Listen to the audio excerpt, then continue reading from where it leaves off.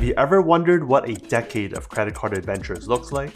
Today we'll dive into mine, ranking every single one of my 17 credit cards I've had by the age of 29. We're talking from the worst to the best, the unexpected MVPs, and ones that were just meh. Through trial and error, I've learned a ton about what makes a credit card truly valuable or forgettable. And I'm spilling all of that today, not only the rankings and the reasons behind them, but which cards give me the highest value of perks and benefits, as well as the ones that are the points powerhouses. So a little bit about my background. I'm 29 and have been in the US for about 6 to 7 years now, so not that long of a credit history. I'm originally from Vancouver, just a few hours north, but moved down here for a tech job and have been here ever since. Being someone who loves maximizing my finances and always trying to find the best deals and value in things, almost like a game, the credit card world fit that perfectly. From knowing that I'll get value back from everything I spend on, to traveling in luxury without paying those thousands of dollars in costs. So given this background, it's also important to know that everyone has their own style of spending and lifestyle,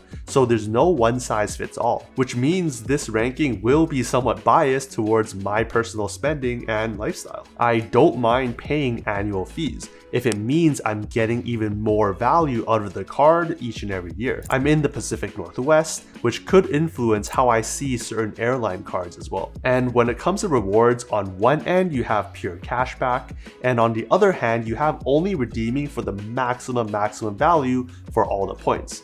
For me, I'm probably closer to the latter. And so with that out of the way, let's start from the very beginning with the first two cards I've ever had, and that's actually in Canada with the BMO SPC card and the BMO Rewards MasterCard. The main draw? Getting student discounts, like a free upsize at certain coffee shops or 10% off shopping at H&M. Luxurious? Hardly, but beneficial?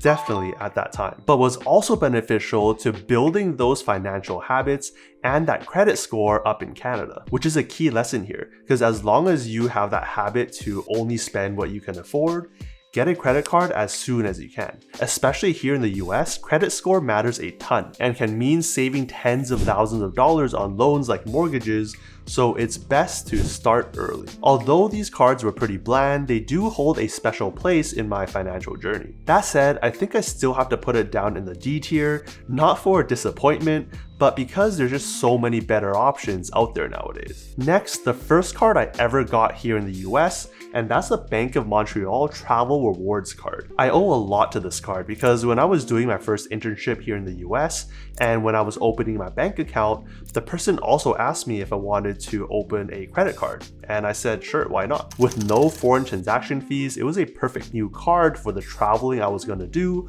or when I went back to Canada. Only later realizing it gave me an advantage with my credit history starting it years before I officially moved to the US. While it may not be the top card I'd recommend for starters today, check out my top picks in the video up above, it's far from the worst, offering a $250 welcome bonus, having no foreign transaction fees, and no annual fees. It'll also earn you 1.5 points per dollar spent, which can really just be used for travel and dining purchases. And so because it's still a decent introductory card to get, I'll place it up in the C tier. Moving on to the fourth card in my credit card journey, the Chase Sapphire Preferred, which till this day still holds a permanent spot in my wallet and is a card I'd recommend for anyone trying to level up their credit card strategy. My path to getting this card was unique. Remember how I mentioned that I had a head start building my US credit history? Well, I managed to get this card with the old design 1 month after moving to the US. However, the experience may not be typical for everyone, since I've recommended this card for other friends in the similar situations, but were not able to get approved till 6 to 12 months after moving. But the rewards are worth the wait. Right off the bat, the Chase Sapphire Preferred gives you a generous 60,000 point bonus worth $600 in cashback or $750 when used for travel through their portal, thanks to the 25% boost the card gives you. To add on to that, one of the best perks about this card is the ability to pool Chase points from other cards like the Freedom Flex, Freedom Unlimited, or even the Business Ink cards, meaning you're able to choose which card will give you the most points for a certain spend, then maximize those earned points through a card like the Sapphire Preferred. The Sapphire Preferred also offers a great selection of multipliers, like giving you 5 times points when booking travel through the portal, 2 times on other travel expenses, 3 times on dining and online groceries, 3 times on streaming services, and 1 times on everything else, along with the $50 hotel credit every anniversary year. For the longest time, it was my go-to card for travel and dining because of those multipliers. The real kicker though is being able to use all of these pooled Chase points and redeem for outsized value through one of Chase's transfer partners, usually targeting upwards of 2 cents per point, but personally have averaged between 3 to 5 cents instead. I've done quite a few redemptions using this method, which you can learn up above, but this Chase Sapphire Preferred, along with other Chase credit cards, is usually the gateway into the next level of the credit card game, where they're not just getting cash back, but getting even more value through travel redemptions. There's a reason why the trio with the Freedom Flex and Freedom Unlimited has been dubbed the Chase Trifecta and has been popular for so long. Considering its solid base value, its impressive rewards potential, and the reasonable $95 annual fee, and of course the hotel credit, it's clear why the Chase Sapphire Preferred lands in the S tier. Now let's switch gears to a hotel card that I got as card number 5, which I definitely do not recommend. Because being so early into the journey at that time, there were cards that were even more flexible or gave even more value, like completing the Chase Trifecta. But I think the reason why I decided to get this card, which was only a few months after the Sapphire Preferred, was because I had a work trip coming up. So I thought, hey, work trip, hotel card, sounds perfect, right? And so that's why with my 5th card, I got the Marriott Rewards Premier card, which has now been replaced by the Marriott Bonvoy Boundless card. Back then, this card offered a hefty 75,000 point welcome bonus at $85 in annual fees per year, which at that time seems reasonable, especially with the annual free night certificate. Yet the certificate's value at 25,000 points is peanuts compared to what exists on the market today. Fortunately, things kind of worked out because after a couple years with the card, I ended up with about 3 or 4 free night certificates that were extended through multiple years given the pandemic and certain exceptions. And so I managed to use these for a memorable stay at the Douglas Vancouver and the AC Hotel Portland downtown, not to mention leveraging my points for a stay at the AC Tokyo Ginza last year using the Stay 5 Nights Pay 4 Nights perk, which gave me about 1.4 cents per point, much higher than the typical 0.8 cents. So reflecting back at the value I got from all of these benefits, compared to the annual fees that I had to pay, this card comfortably sits in the B tier for me. Its successor though, the Marriott Bonvoy Boundless card, looks like a pure upgrade to me, with its welcome bonus having 5 free 50k nights and an annual 35k certificate. It seems to outshine the old card in every way, which means it's at least a B tier, if not an A tier. Next card number 6, the American Express Platinum card, and as I've said before, still the card that gives me by far the most value compared to any other of my cards, despite it rarely being physically in my wallet. Because even with only a few credits used each year, from the hotel and airline fee credits to the Uber credits to an extent, the Saks Fifth Avenue credit and Clear credit, it easily justifies the $695 a year in annual fees, unlocking all the other amazing benefits at no extra cost. Like the lounge access has been a game changer for me, from priority pass lounges here locally as well as over in Europe, to the Plaza Premium lounges up in Canada and Asia, to the Centurion lounges, which there's a brand new one here in SeaTac. One of those special reasons why I may value this card more than someone in New York who has a couple nice Sapphire lounges in those airports. The gold status at hotel chains like Marriott has also been a major highlight, giving me multiple upgrades even in cities like San Francisco. Not to mention perks from the Fine Hotels and Resorts program, giving me benefits for my stays in Hawaii or Las Vegas. Return protection sweetening the deal even more, helping me shop confidently knowing that I can claim for my money back if the retailer really doesn't take the item back. Even Amex offers, better than any other credit card offers in my opinion, having saved me hundreds of dollars over the years. And of course, Amex customer service and generous retention offers that I've received at 50, 55, and 15,000 points. My journey with the Amex Platinum card has been nothing short of rewarding. And for a deep dive into my 5+ years with the card, check out the video up above. But overall, an undeniable S tier, no doubt, which is the opposite of the next card on the list, the Chase United Explorer card. I don't really know why I got this card,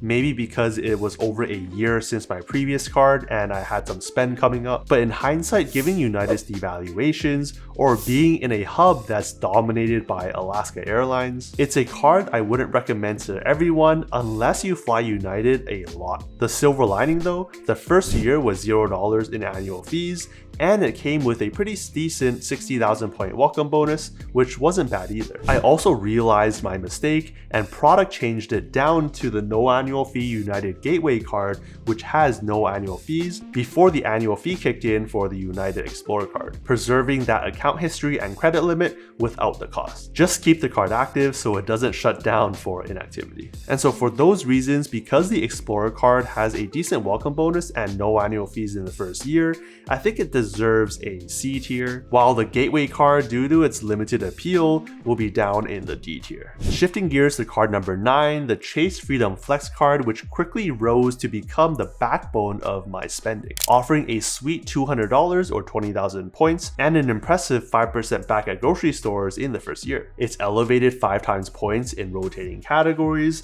often including broad ones like Amazon and PayPal, also made it a frequent use in maximizing my Chase points earning. Like I mentioned earlier, it's the other card in the popular Chase trifecta, which is no surprise why it's still in my wallet day to day, and because of that, a solid A tier. Card number 10, the Capital One Venture X card. If you've watched any of my videos, you'll know that this has been a powerhouse of a card, having a permanent spot in my wallet for the 2+ years I've had the card. It's the ultimate catch-all card, giving me 2 times miles for all my spend, filling the gap left by the categories on my other cards. It also has a great welcome bonus of 75,000 miles, which has gone as high as 90 or 100,000 miles, which is when I got the card. But the star of the show are the 2 credits you get with the card.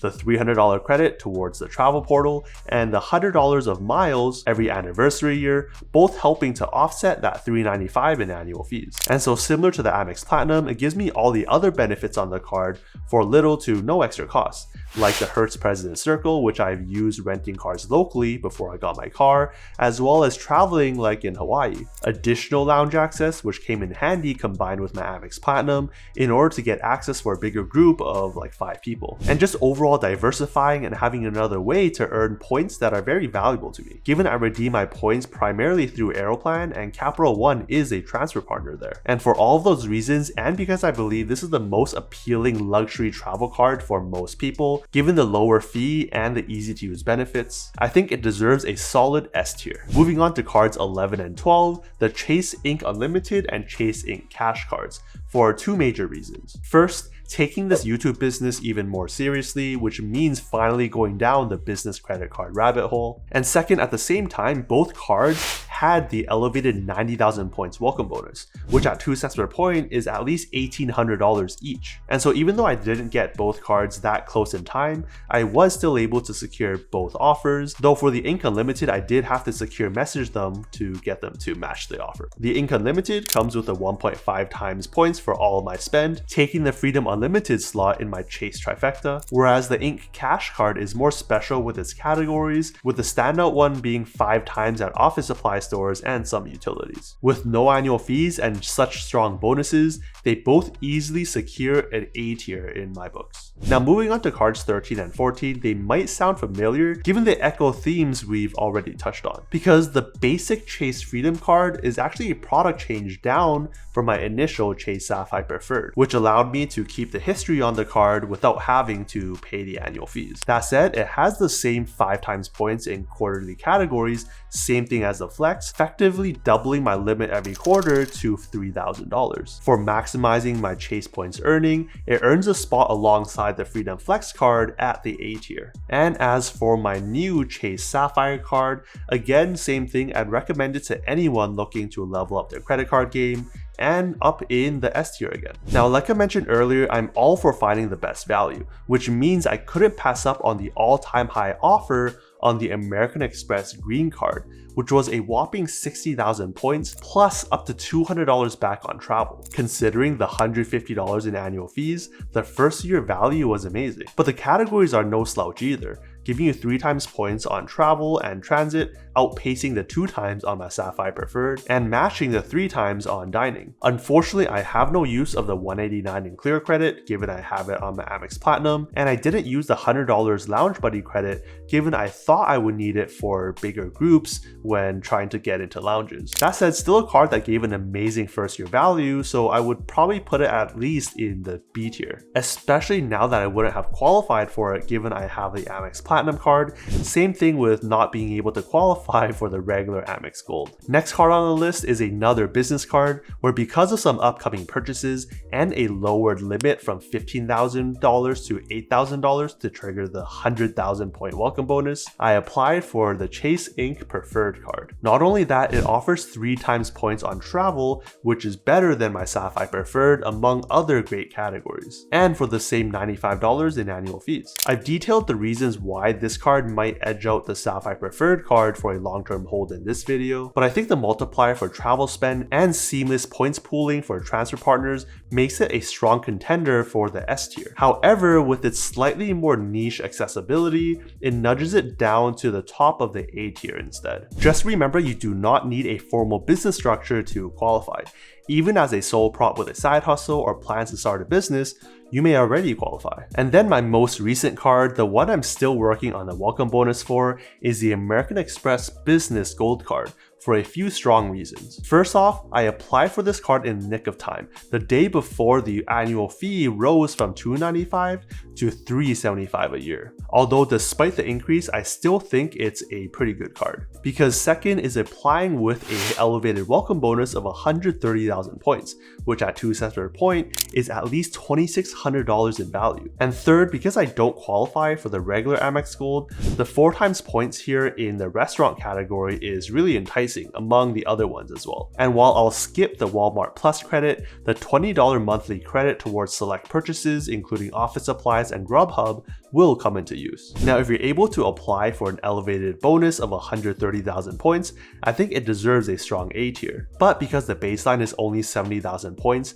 and because of its more niche accessibility, I'll place it in the B tier instead. Now, as I'm reflecting back on this decade in the credit card game, I think my approach has changed pretty significantly. Initially, it was all about maximizing every possible value from the cards, but I've grown towards a more balanced approach where I can get 80% of the value for 20% of the effort, because maybe diving into other interests can bring me even more value down the line. I'm also finding myself paying even closer attention to only get the cards that I'll know I'll use, like not needing a card for the grocery spend category because I don't really have that much spend there, or avoiding another situation like the United Explorer card. There's a lot that goes into a good strategy, and with all of these learnings and into the next year, there's definitely a shift in how I'm planning while still trying to get great value. So go on and check out this video for that complete walkthrough of the new strategy. See you over there.